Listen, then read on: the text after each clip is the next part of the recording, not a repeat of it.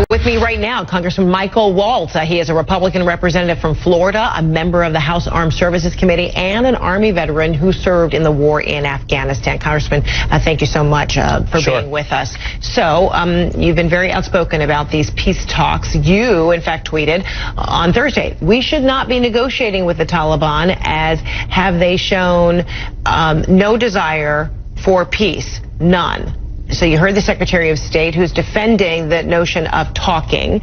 Is it the talks that rubs you the wrong way, or is it the circumstances or the location of these talks with the Taliban?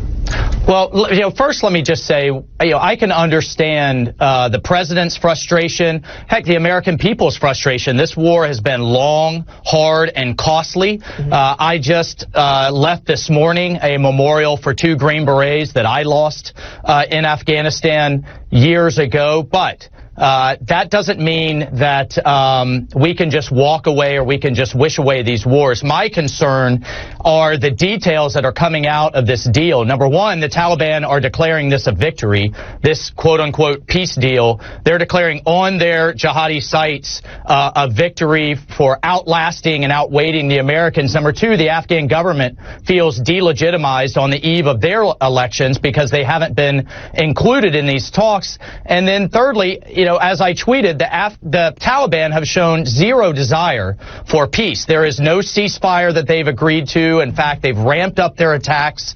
We talked about the American soldier that just came home this morning in a coffin. And then finally, one of the major aspects of the deal was that the Taliban assured us that they would stop Afghanistan from being used by al-Qaeda, ISIS, and others to launch attacks on the West. Even if you buy into those assurances, which I don't think they have the military capability to keep al-Qaeda from using Afghanistan as a base. What can they do that the United States Air Force, the United States Army, and a 200,000-man Afghan army have been fighting to do for the last 18 years? So I just have a lot of concerns. I'm urging the president to walk away from this deal as it stands. So you believe the notion of even this administration talking, trying to negotiate something is a big mistake, or is it that the president tweeted this out, making public what he says was a secret meeting? Well, so first of all, I want to be clear that all of these types of insurgencies and counterinsurgencies eventually need to end in some type of negotiated peace. My issue is with the terms of the deal as we understand them now. I do not think we are getting hardly anything in exchange for withdrawing our forces. Again, the Taliban are treating it as a victory, and I don't buy that either rhetorically or from a military capability standpoint that the Taliban have walked away from al-Qaeda, which is what drove us to Afghanistan in the first place. Look, we need to stay on offense.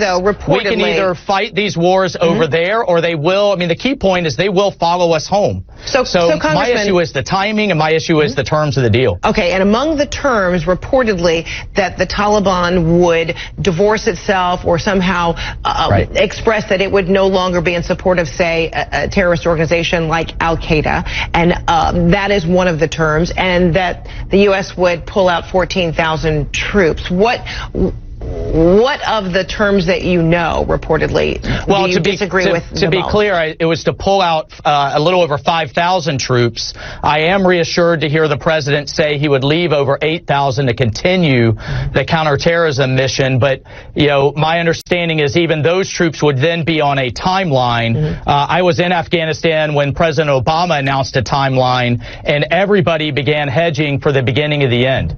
I just don't think that's in our interest. And I do think the situation there can go from bad to worse. The ethnic minorities that are in the Afghan government and make up a huge part of the Afghan army and have been oppressed brutally by the Taliban over the years are deathly afraid of America abandoning the situation there. And the situation could devolve back into civil war. We could be lacking a local partner. And if we have to fight our way back in without a local partner, it'll be far more expensive in the long run. Do you worry that this administration is trusting the Taliban too much, that one of the other conditions reportedly would be that the Taliban would also act in a counterterrorism role?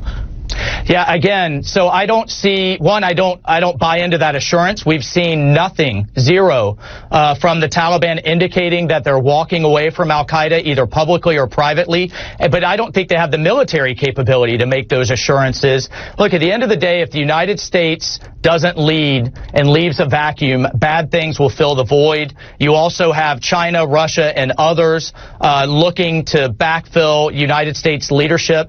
And again, we can fight these wars in Kandahar and fight them forward, or they will follow us home, as we saw when President Obama pulled out of Iraq too quickly. And then we saw the development of ISIS, and then we saw attacks across Europe and inspired attacks in the United States. And quickly, what were your thoughts on the idea of a meeting such as this taking place at Camp David? Well, I don't ever want to see, again, as we head into the anniversary of 9/11, I do not ever want to see these terrorists step foot on United States soil, period. Congressman Michael